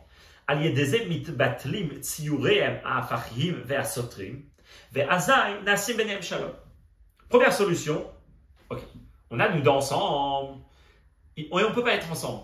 Qu'est-ce qu'on fait? Viens, on efface et on oublie et on met de côté nos choses qui nous différencient et donc qui nous laissent pas être ensemble. Et quand on enlève tous les points qui nous différencient, et bien à ce moment-là, il y aura la paix. Alors bien sûr, c'est une paix qui est très superficielle et qui représente rien de profond. Parce que la raison pourquoi on était ensemble, c'est pas qu'on a fait face à qui on était vraiment, et on a pris en considération qu'il y a quelque chose de plus haut qui nous dépasse. C'est qu'on a dit au contraire, on ne peut pas être ensemble. Et puisque finalement on est ensemble. Donc viens, on efface toutes les choses qui nous différencient. Et quand on efface tout ça, et bien à ce moment-là, on peut être ensemble. Ça, c'est un résultat qui peut exister. Il y a un autre résultat qui peut exister que non, on n'accepte pas. Chacun veut rester comment il est. Que même après qu'on est ensemble, même après qu'il y a l'union des deux, et ben on laisse chacun dans toute sa personnalité, et dans toute son existence et toute sa force. Alors, concrètement, on est différents, donc qu'est-ce qui va se passer? Voilà, ce qui va se passer, c'est qu'on va créer une dispute, un conflit et une séparation entre les deux. Mais on comprend bien qu'en fait, quand on met deux opposés ensemble, il y a deux choix. Ou bien on se tait, c'est fini, il n'y a plus d'histoire entre nous, on oublie toutes nos différences, et comme ça, on peut être en paix, si on peut dire. Ou bien l'autre dit non, chacun garde sa personnalité. Mais à ce moment-là, il y a constamment des disputes et des conflits entre les deux. Ça, c'est deux résultats qui peuvent être amenés lorsqu'on a ça. L'exemple des fois dans un mariage ou dans une famille, ça peut être un bon exemple. On dit, on ne discute pas du tout des sujets sensibles, on essaye de trouver toutes les choses qui nous ramènent à nous disputer et on évite. Au moins, c'est la paix. Bien sûr, c'est une paix qui ne représente rien parce qu'il n'y a aucune union. Mais au moins, il n'y a pas de conflit direct. Il y a un autre sorte qui vont dire non, nous on essaye de tout le temps être nous-mêmes. Et quand on est tout le temps nous-mêmes, il y a constamment des disputes et des conflits. Ces deux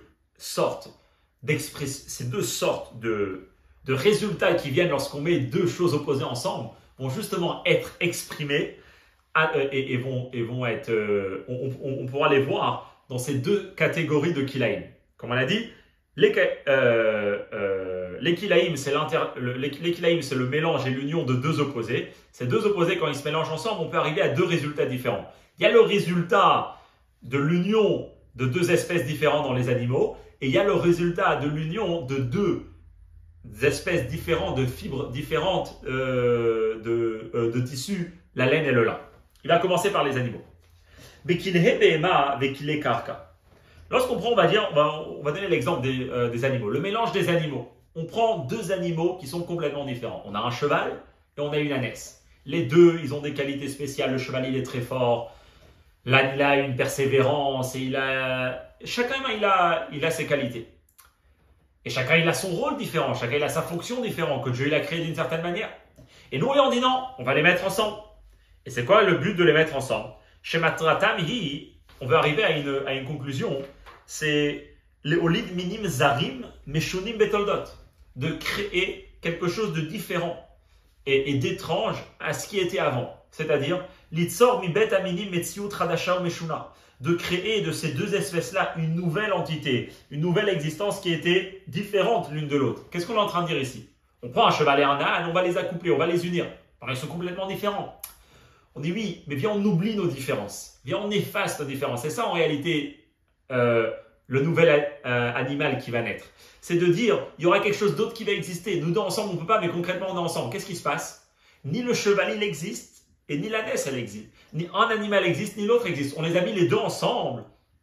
Alors, Achisaron, Bairbu, Vubekar, ça va être quoi le manquement? Ça va être quoi le problème de ce mélange-là? C'est chez Aliado, Hemmid Batlim, Mimtsiutam, Betor Bet Minim Nifradim. C'est qu'à ce moment-là, on est en train de effacer, d'annuler leur existence en tant que deux espèces différentes. Que Kol Echad Lefitrunotav, chaque animal qu'on a mélangé ici avait ses propres caractères, ses propres natures, ses propres volontés, sa propre créativité.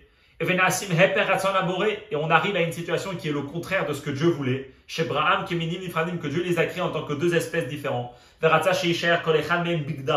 Et Dieu voulait que chaque espèce garde ses propres définitions, ses propres missions, ses propres fonctions roulées. Et là aussi, on est en train d'arriver à quelque chose de complètement différent. Ça nous rappelle ce mélange lorsqu'on prend deux opposés ensemble, mais qu'est-ce qui va se passer? Les deux ne vont pas exister. Ni l'un va exister, ni l'autre va exister. On ne va pas du tout avoir ce qu'on avait avant. Enfin, derech ha'inyan, c'est quoi l'idéal dans le sens contraire? C'est au Shalom Mimroma Vanal. C'est quand on parle de la paix qu'on parlait avant par rapport à Michaël et Gabriel. Chez Pirusho Shalede Bitulam la Melech HaKadosh Baruch Hu Mitbatlim Tafkidehem Anifradim Shel Michaël et Gabriel Sar Shel Maim et Sar Shelesh.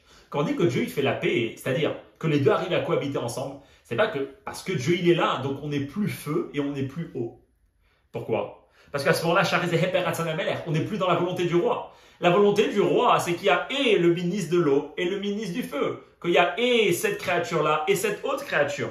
Ce qu'on est en train de dire quand on dit que Dieu est en train de faire la paix, c'est chez Kol Echad Notar Binyanohu ou Memalet Tafkido. Chacun reste dans comment lui il a été créé. L'homme reste l'homme, la femme reste femme. L'homme reste avec toutes les qualités d'un homme qui sont différentes d'une femme. La femme reste avec toutes les qualités d'une femme qui sont différentes d'un homme. Chacun sa propre personnalité qui est différente de l'autre, mais elle a chez Yachadim Zé ensemble, ils vont pas s'éteindre l'un à l'autre parce qu'ils travaillent les deux pour la même cause. Le ministre de la Défense se met à fond dans la défense, le ministre de l'Éducation se met à fond dans l'éducation, mais les deux gardent leur propre fonction parce qu'ils travaillent les deux pour le bien du pays, pour le bien des citoyens.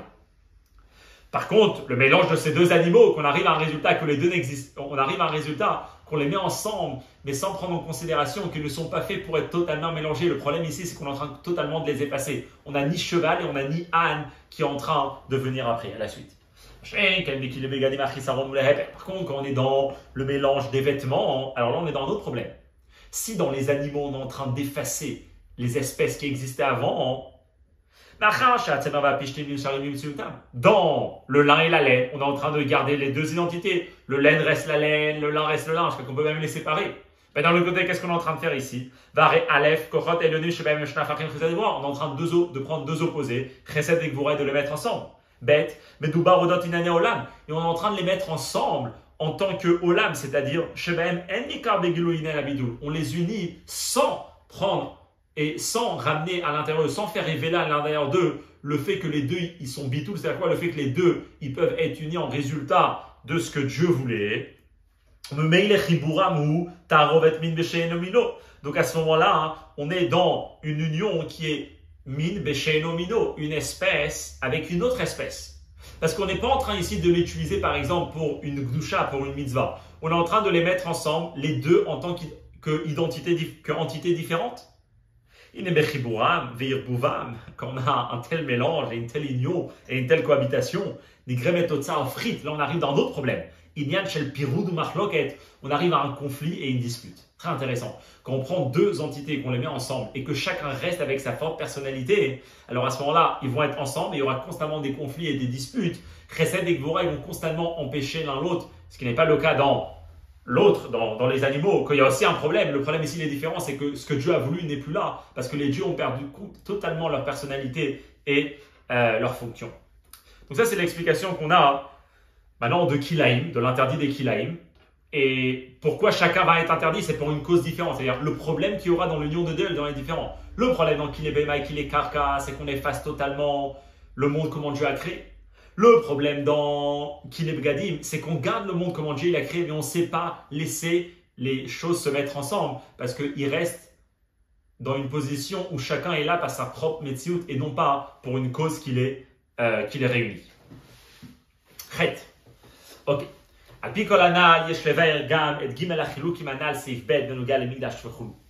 fois qu'on a compris que chacun des Kilaïm représente un mélange différent et une forme de mélange ou bien qui annule les différences ou bien qui garde les différences, mais à chaque fois il y aura un problème. Si on efface le monde, comment Dieu l'a créé, le rôle et la fonction de chacun, ou bien si on les laisse ensemble, mais on ne sait pas, leur permettre de cohabiter ensemble, parce qu'à chaque fois il y aura un conflit parce qu'ils sont différents.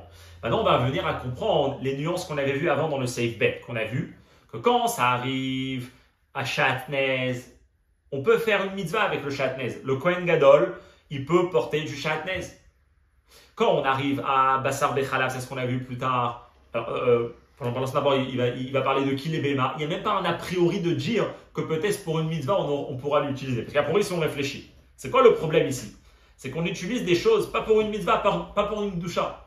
Comment ça se fait que et c'est une idée très forte, comment ça se fait que la solution d'une mitzvah a été donnée uniquement au Kilaïm de Shatnez et non pas au Kilaïm de Behema? Pourquoi la possibilité de faire une mitzvah a été donnée uniquement dans une problématique où les deux gardent leur propre entité et qu'on peut l'utiliser pour une mitzvah, et non pas dans la problématique de Kilé Behema que les deux sont totalement effacés? On va dire la chose suivante.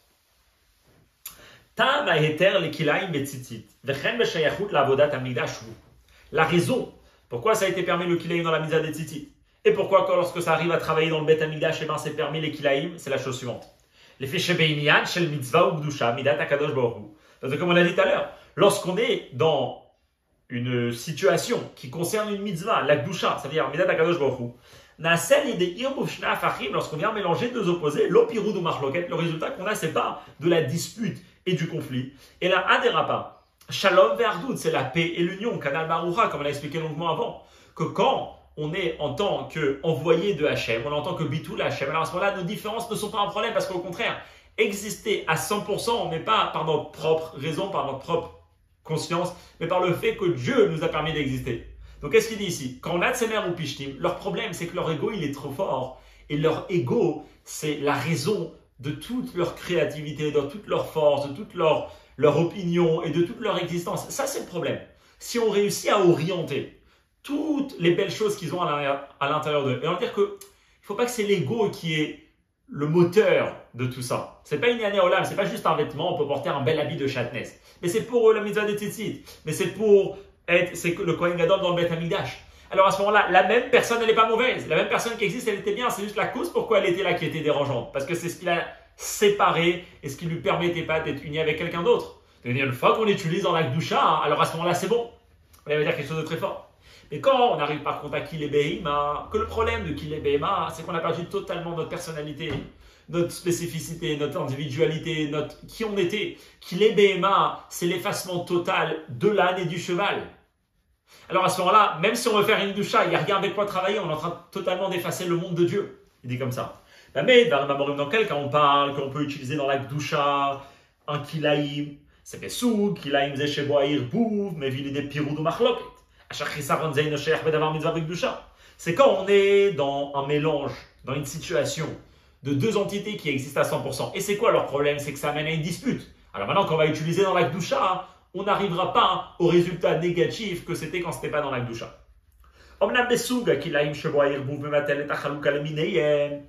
Mais quand on est dans un mélange de Kilaïm.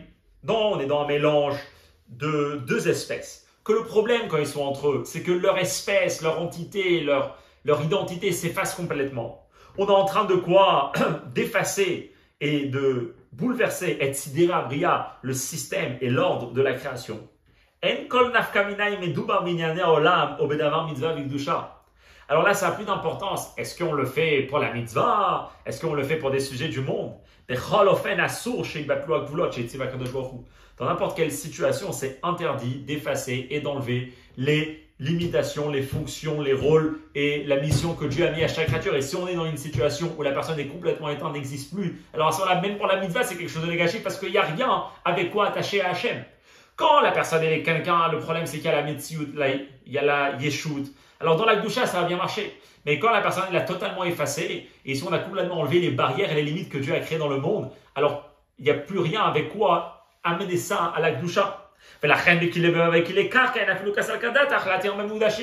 ça que lorsque la Torah elle interdit de mélanger Kilebema et Kilekarka, il n'y a même pas besoin de se poser l'action. Et dans la Gdusha, c'est mieux permis ou non? Parce qu'on est dans une situation que il n'y a même pas d'a priori de se dire que peut-être ça va être permis. Parce que si la situation elle est claire, il n'y a rien de quoi amener à la Gdusha. On a complètement effacé le monde d'Hachem. On a complètement effacé les fonctions et les rôles. Et à ce moment-là, il n'y a plus rien à amener à la Gdusha. Oh, alors on va comprendre pourquoi dans Bassar Vechalav, il y avait lui une a priori, mais finalement non. Parce que Bassar Vechalav, c'est entre les deux, comme il dit ici. C'est d'accord qu'à Bassar Vechalav, mais par contre, quand on est dans Bassar Vechalav, chez pas comme le marché chez Yachesou, dès qu'il est Begalim Kala, c'est Dalet. Que d'un côté, on peut voir Bassar Vechalav, que c'est uniquement une union physique. C'est-à-dire quoi, l'union physique? Les deux gardent leur même entité, on n'est pas du tout en train de les effacer. Donc là, on peut penser, on dire, ah, alors si ça arrive dans un korban, c'est quoi ici la Metsiout qu'on a devant nous? La Metsiout qu'on a devant nous, c'est que les deux, ils ont gardé qui ils étaient. Alors à ce moment-là, si c'est pour une mitzvah, ben, ça peut être permis. Donc peut-être qu'on peut cuire de la viande et du lait et des korbanot, par exemple. Avant, les maskana, mais c'est quoi la maskana du Mechilta? C'est Bet Hashem Elokecha Lo Tevashem. Même dans le Bet Hamikdash, on n'a pas le droit de cuire, de les mettre ensemble. Pourquoi? Parce que de Bassar Bechalab ou Kanal Yetzirat Metziut Radasha. Parce que plus, comme on l'a expliqué avant, c'est quoi la définition de l'interdit de Bassar Bechalab? C'est créer une nouvelle entité, c'est passer complètement viande et lait et créer un nouveau plat qui est un mélange de lait et viande ensemble, qui est une troisième, si on peut dire, Metziut. Arezé Bedomel et Sou Kilebema, ça ressemble à la catégorie des Kilaïm dans les animaux. Chez Ofenzel et Tarov et Asur Av Bebougdashim. Que cet interdit-là, que cette sorte de mélange est interdit même dans les korbanot. C'est pour ça qu'aussi dans Bassar Bechalab, que c'est ça la vraie situation, c'est pour ça que ça devient interdit. Juste pour terminer, parce qu'on a parlé, c'est un peu des idées abstraites, mais qui sont tellement vraies pour la vie dans tous les domaines de la vie. Il y a des situations qui sont claires, la personne est totalement effacée, c'est pas quelque chose de bon. Il y a des situations où le problème de la personne, c'est l'ego, c'est pas toutes les qualités qu'il a. Alors à ce moment-là, on lui dit, fais un travail pour amener ça vers Hachem. Et après, il y a d'autres situations, comme il dit, c'est Bassar Bechalab. Là, on a besoin plus de s'interroger dans la vie. Qu'est-ce qui est exactement ici en train d'exister? Est-ce que c'est nos personnes qui sont en train d'exister? Le problème, c'est juste l'ego? Est-ce que c'est le fait qu'on n'existe pas? Là, il y a besoin d'un traitement, si on peut dire, un peu plus profond. Et ça, c'est toute l'histoire de Bassar Bechalab, où finalement, on arrive à la situation de dire, effectivement, c'était une Metsiout où les deux n'existent plus. Et donc là, ça, c'est totalement en dehors de la Gdusha, parce qu'il n'y a rien avec quoi travailler. Ok. Donc ça, c'est toute la sikha. Maintenant, on arrive au Seiftet. Seiftet, c'est encore une autre idée qui va expliquer sur Bassar Bechalab. Katav Rabbeinu Bechaye, Rabbeinu Bechaye, il écrit, il dit, Shebeoto Azman Leatil Lavo Yehiso Bassar Bechalab Batel.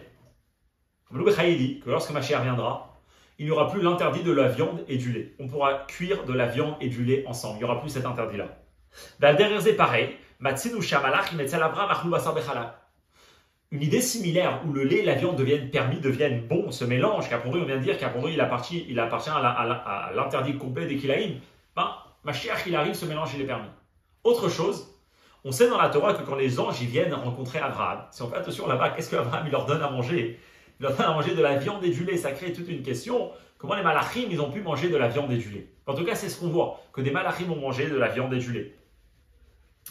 D'après tout ce qu'on a expliqué avant, dans le sens profond de ce que ça représente la viande et le lait, de pourquoi ils sont interdits, on peut peut-être expliquer pourquoi Mashiach et pourquoi les malachim, ils ont lui pu faire ce mélange du lait et de viande. Yesh Leverzo, on peut expliquer la chose suivante. On va juste dire en parenthèse, ça c'est le sujet essentiel que le rabbi a discuté dans la Sikha. Si vous voyez les Farmringen, c'est plusieurs Farmringen. Mais en réalité, il y a la grosse question que le rabbi avait sur Bassar Bechalab. Et ici, tout ce que le rabbi il est Mechadesh. Parce qu'à la base, il y en a qui ont voulu expliquer tout l'interdit de Bassar Bechalab que c'est le mal et le bien. Et à ce moment-là, on comprend pourquoi ils doivent être séparés. On peut dire que souvent, qu'est-ce qu'on doit séparer? Le bien et le mal. C'est deux choses complètement différentes. Tout le chidouche ici, c'est quand même dans des bonnes choses. Chesed et Gvura, les deux, ils sont bons. Et si on ne sait pas bien faire la dose, on ne sait pas bien mélanger.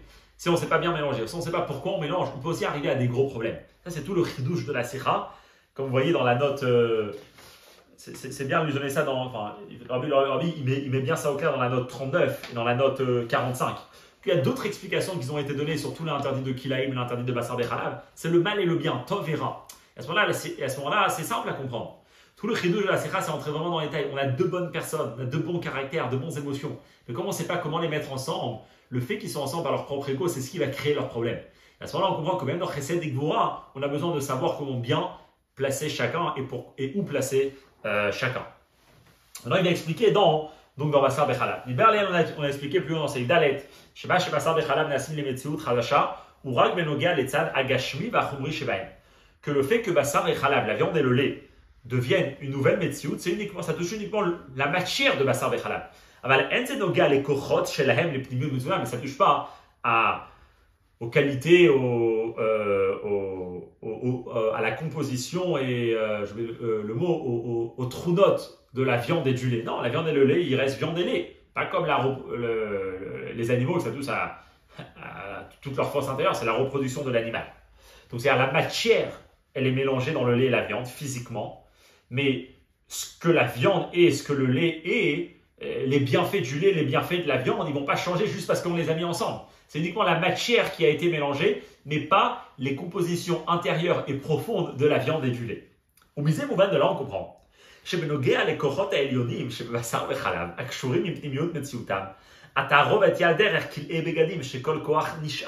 Aussi c'est comme ça. Lorsqu'on parle par rapport aux énergies spirituelles, qu'on a dit que Bassar Bechalav est contient, eux, ils n'ont pas été mélangés. C'est-à-dire ce qui a été mélangé, ce qui a été effacé dans Bassar Bechalav, selon ce qu'on a expliqué, que Bassar Bechalav c'est le bichoul qui crée une nouvelle entité, c'est uniquement la matière de Bassar Bechalav qui a été mélangée. Mais puisque ça ne se passe pas ce mélange-là dans la composition intérieure, il faut dire que la composition intérieure dans les forces spirituelles, que par exemple Chesed et Gvura, c'est représenté par Bassar Bechalav, et bien eux ils sont toujours restés entiers. Donc il y a eu une idée où Bassar Bechalav c'est un peu intéressant, c'est que c'est encore autre chose. C'est que concrètement, c'est un mélange que la matière perd totalement sa propre identité. La cuisson crée quelque chose de nouveau. Mais que d'un autre côté, dans leur composition intérieure, chaque force, c'est comme le lin et la laine restent entiers. Alors là, il est intéressant. À quoi nous on a accès? À la matière de la chose ou aux compositions intérieures? Et là, il va dire c'est justement la différence entre Mashiach et aujourd'hui.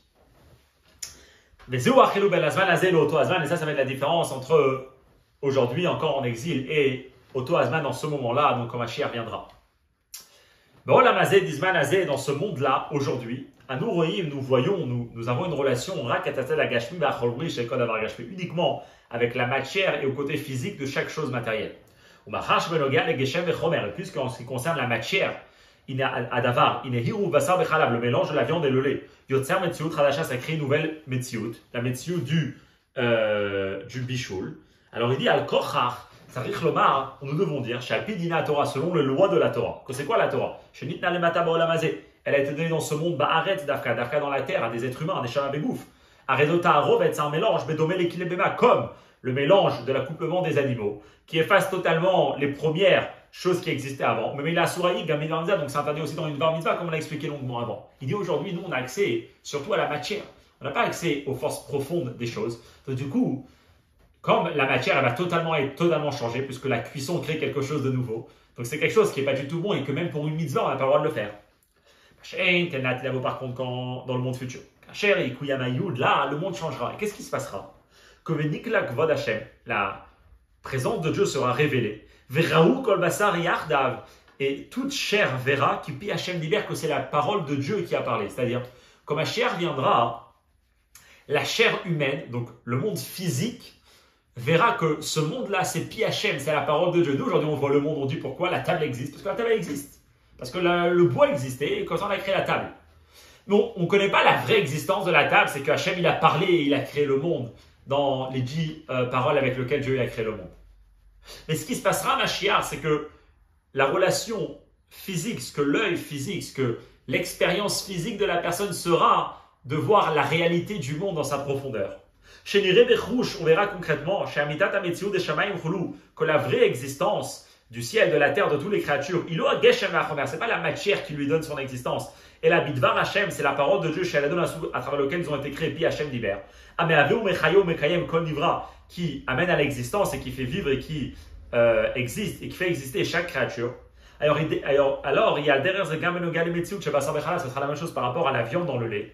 Chez Iruba, on verra dans la viande dans le lait, est Amitat Metziouta, la vraie existence de la viande dans le lait. C'est-à-dire, on verra pas seulement le mélange physique qui est en train de se passer, qu'à ce moment-là, il y a une nouvelle entité qui est en train de se créer. Mais on verra ces forces intérieures que chacune représente qui n'ont jamais été changées. Et Devar Hashem, et Akochot Elyonim Sheba, on verra la parole de Dieu, les forces spirituelles qui existent là-bas. Variem Enamid Batlim Alete Atarovet. Comme on a dit plus au début du Seif, eux, ils vont pas être mélangés à travers le mélange de Bassar Bechalav. Puisque tout le monde sera raffiné. Veillez Olam Shel Gdusha, Olam Kadosh. On sera dans un monde de Gdusha, dans un monde de Kadosh, c'est-à-dire on sera dans un monde où la cause de l'existence et où la raison de être, c'est pas l'ego, c'est pas Metziuta Ma'atzmit dans les mots de la Sikha, mais c'est le fait que c'est Hachem qui les habite dans ce monde. Alors à ce moment-là, il n'y aura plus de problème. Il n'est adhérable au contraire. Aïrou, le mélange des Bassar Bechalad, de Chesed, du Gvura, Bigdusha, Arouinyan, Achinale, Shalom, Nardout. Puisqu'on est dans un monde de Gdusha, à ce moment-là, viens, on prend l'énergie du Bassar qui est Gvura, viens, on prend l'énergie de Chalav qui est Chesed. Et les deux ensemble, ils vont réussir à cohabiter parce que ça, c'est justement la plus grande union qui peut exister. Comme on a expliqué avant, que quand c'est un résultat de Gdusha, alors les deux midot, ils ont mis leur place. Et c'est lui, une des plus grandes choses, quand la Torah dit la Sot Shalom Baolam, et tout le travail c'est Kalelut, c'est lui mettre Chesed et Gvura ensemble. Ça c'est cette belle Sikha, où jusqu'au Seif Chet, donc il a expliqué donc 3 sortes de situations, le Kilaim Behem avec Karka, le Kilaim de Tzitzit. Quelle situation c'est une étape pour la Gdusha, celle de Shatnez, et non pas de Kilaim Behem avec Karka. Et après il a expliqué que Bassar Bechalal, c'est les choses où c'est un peu pas clair, qui nous demandent plus d'éclaircissement. Et à la fin, il a expliqué que par rapport à Mashiach, quand le monde, quand Mashiach viendra, on sera dans un monde qui est totalement Gdusha. Alors là, effectivement, ça sera l'union totale entre toutes les énergies de Chesed et Gvura, entre tous les opposés, parce que chaque chose qui existera dans le monde, l'expérience humaine sera qu'il verra à l'intérieur d'eux, puis Hachem d'Iber. À ce moment-là, il pourra manger, il pourra vivre cette expérience-là de lui, amener ensemble Chesed et Gvura, puisque c'est ce qui existera.